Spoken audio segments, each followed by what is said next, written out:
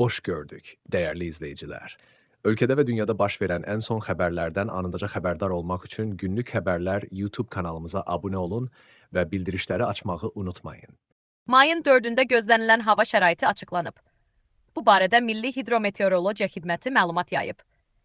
Bildirilib ki, Bakıda və Abşeron yarımadasında hava şəraitinin dəyişkən buludlu olacağı, arabir tutulacağı, əsasən yağmursuz keçəcəyi gözlənilir.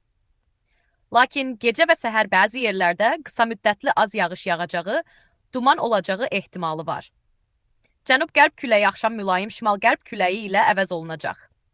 Havanın temperaturu gecə 9-12 dərəcə isti, gündüz 15-19 dərəcə isti olacaq.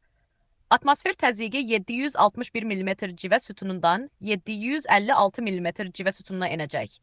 Nisbi rütubət 70-80% olacaq.